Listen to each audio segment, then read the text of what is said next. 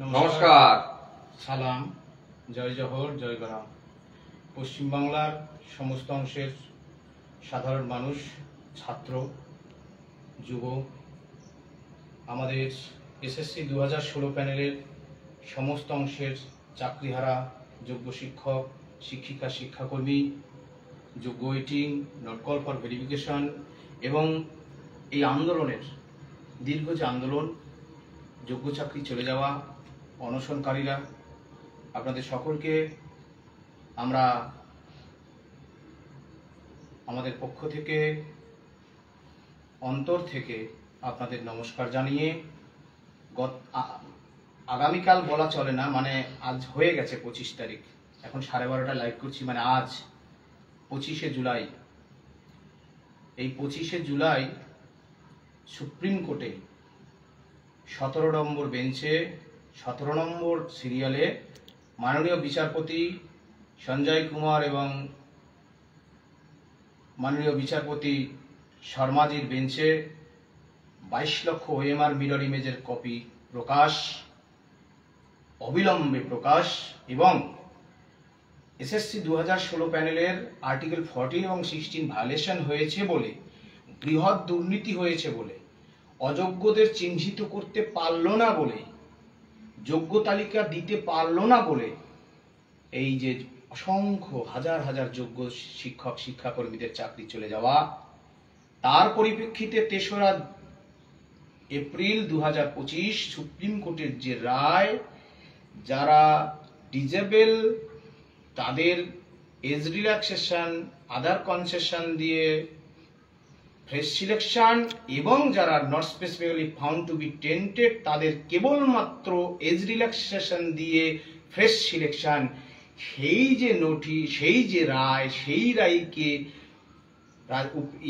মানে পরিপ্রেক্ষিতে রাজ্য সরকারের এমএ ফাইল করে সেই ফ্রেশ রিক্রুটমেন্টকে, ফ্রেশ সিলেকশনকে ফ্রেশ রিক্রুটমেন্ট বলে চালিয়ে দেওয়া, আবারও এসএলএসটি 2 বার করে নতুন চাকরি প্রার্থীদের সাথে আমরা যারা ভুক্তভোগী যোগ্য শিক্ষক শিক্ষিকা শিক্ষাকর্মী আরও যারা আছে তাদেরকে চাল কাকড় বা নতুন পুরনো মিশিয়ে আবারও আর্টিকেল 14 এবং 16 ভায়োলেশন করার যে নোটিশ, সেই নোটিশ যার ডায়েরি নম্বর 32408/2025 এবং ওএমআর মামলা 30303/2025, এই দুটো মামলাতেই আমাদের জয় হবে। আমাদের দেরি হয়েছে লাইভটি করতে, আমরা দীর্ঘ সময় ধরে আইনজীবীদের সাথে কথা বলেছি। আগামীকাল পশ্চিমবাংলার সমস্ত অংশের মানুষ, চাকরিহারাদের সমস্ত অংশ দিল্লির সুপ্রিম কোর্টের দিকে তারা তাকিয়ে থাকবেন, আমরা এই আশা রাখি। তারা প্রত্যেকেই প্রতীক্ষায় আছে, আমরা জানি। আমরা চাকরিহারাদের সমস্ত অংশ, তাদের পরিবার, যারা আপনারা মাসের শেষ, শিক্ষাকর্মীদের বেতন বন্ধ, এই পরিস্থিতিতেও আপনারা যারা আর্থিকভাবে সহযোগিতা করেছেন, আপনাদের সকলকে প্রণাম, সালাম, জয় জহর, জয় গরাম। এই এক ইতিহাসের সন্ধিক্ষণ।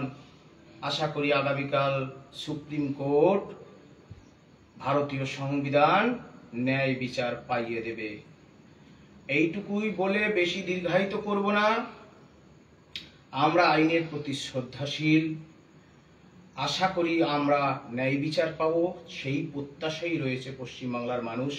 আমি আবারও বলতে চাই, চাকরিহারাদের যে অংশ, আমার প্রাণের প্রিয় উত্তরবঙ্গ, কুচবিহার, আলিপুরদুয়ার, জলপাইগুড়ি, শিলিগুড়ি, 2 দিনাজপুর, মালদা, মুর্শিদাবাদ, পুরুলিয়া, লাল মাটির ভূমি, বীরেদের ভূমি, মেদিনীপুর, 2 মেদিনীপুর, হাওড়া, হুগলি, বর্ধমান, কলকাতা, 2 24 পরগনা, সমস্ত অংশের মানুষ, বীরভূম, বাঁকুড়া, চাকরিহারাদের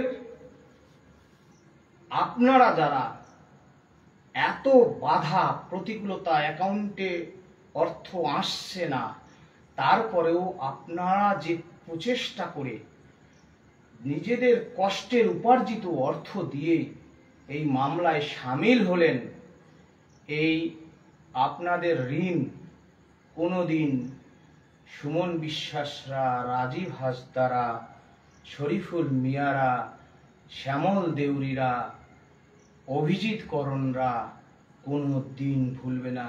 শুভশ্রী মিদ্ধারা, জয়শ্রী বিশ্বাসরা কোনো দিন ভুলবে না। লাইভ দীর্ঘায়িত করব না। আমাদের হরিপদদা, শিশির গড়াই, অনিমেষ দা, আমাদের শ্বেতা রয় থেকে শুরু করে চাকরিহারাদের পঙ্কজ দা, তার অনশন, প্রতাপ রানা সাহা, আসলে নাম বলে বলে শেষ করা যাবে না। দীর্ঘ লড়াই। পঙ্কজ দা, এমন কোনো আন্দোলন নেই যে সুদূর মালদা থেকে ছুটে আসেনি।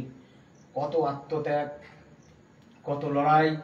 পুরুলিয়ার মৌসুমী চট্টরাজ থেকে শুরু করে আরও যারা শিক্ষকরা, আমরা যখন পুরুলিয়া গিয়েছিলাম, রমেশ দা, বিজন দা, মলয় দা, কৈলাস বাউরি থেকে শুরু করে মীনাক্ষী ম্যাডাম থেকে শুরু করে আপনাদের অবদান আমরা কোনোদিন ভুলব না।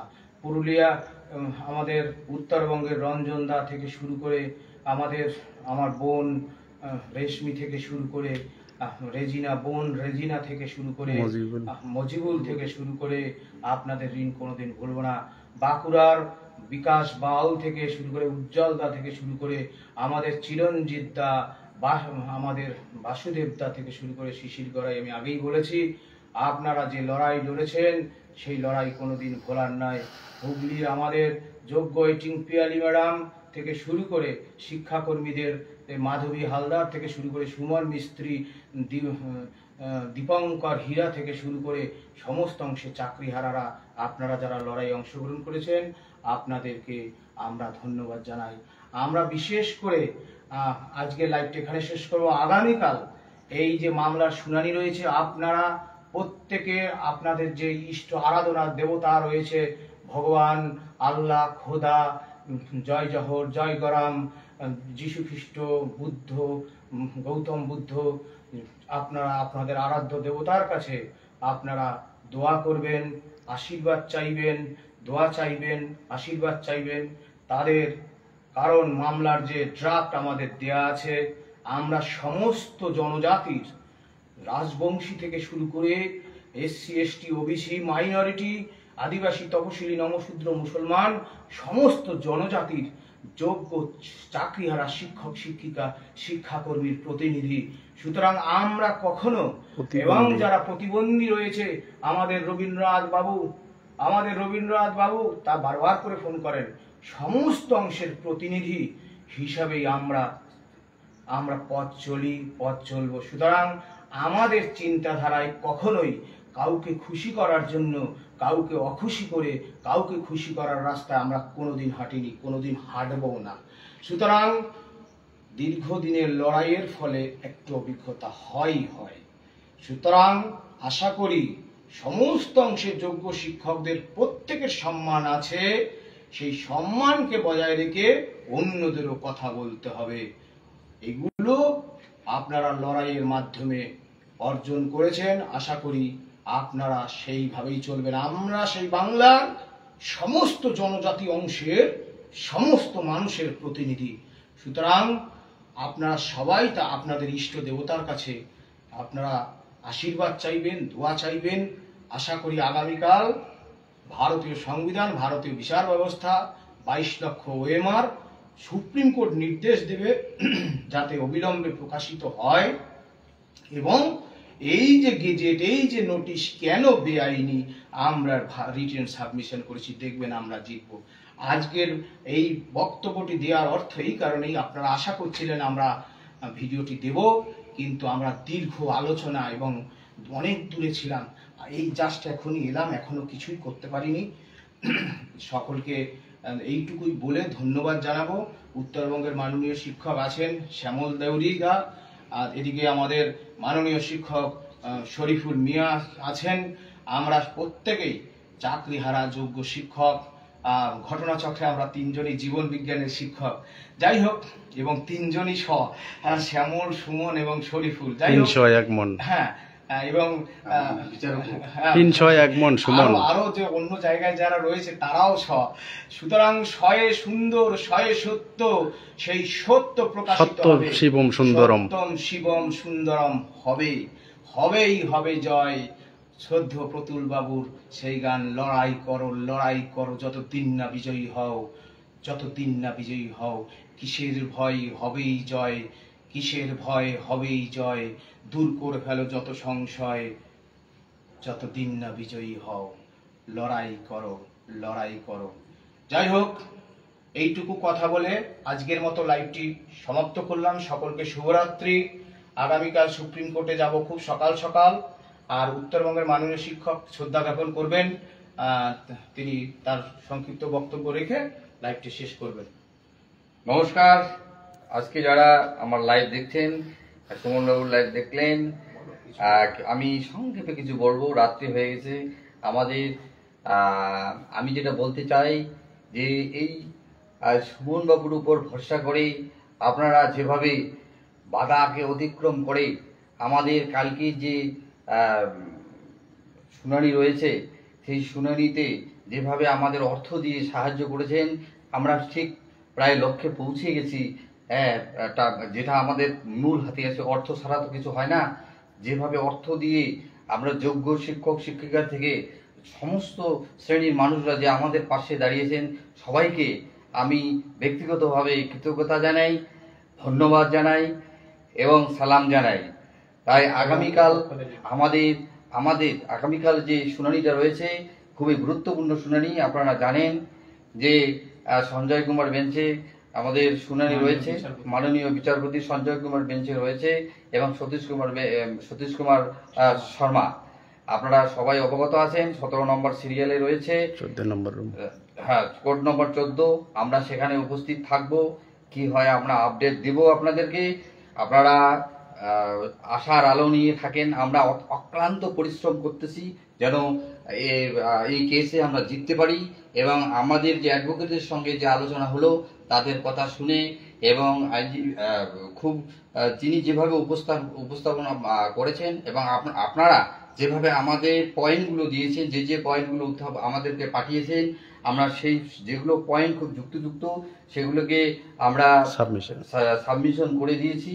এবং কালকে সকালে আমাদের 8টার মধ্যে আমাদের সুপ্রিম কোর্টে যেতে হবে, এবং সেখানে আমাদের যে আইনজীবীরা রয়েছেন সেই আইনজীবীর সঙ্গে আমাদের সাক্ষাৎ হবে এবং কথা হবে, এবং কোর্ট রুমে থাকবো। আপনারা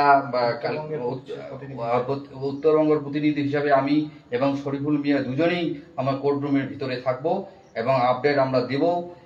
এবং সবাই সুস্থ থাকুন, ভালো থাকুন, এবং আমাদের যে সুমন বাবু যে আমাদেরকে এই জায়গাটাতে উত্তরবঙ্গের যে আমাদেরকে এখানে নিয়ে আসছে যোগ্য শিক্ষক প্রতিনিধি হিসাবে, আমরা তাকে কৃতজ্ঞতা জানাই। এবং সবাই যেন সুমন বাবুর উপর যে বিশ্বাস রেখেছেন, অসংখ্য ধন্যবাদ জানাই। এইটুকুই বলে সবাই সুস্থ থাকুন, ভালো থাকুন, শুভরাত্রি জানিয়ে, নমস্কার জানিয়ে আমার বক্তব্য বা আমার লাইভটি শেষ করলাম। হ্যাঁ, নমস্কার। যাই হোক, আমরা আজকের মতো এখানে শেষ করলাম। আপনারা কেউই আশাহত হবেন না, আমি আগেও বলেছি, আশাহত হবেন না। বিভিন্ন থানায় মামলা চলছে, আজকে বাড়িতে একটা চিঠি গেছে, কালকেও বলেছি, ভয় নেই, জীবনটা বারবার আসবে না। জাস্ট নিজেদের মধ্যে যে লড়াইয়ের শক্তিটা আছে একবার অনুভব করে দেখুন।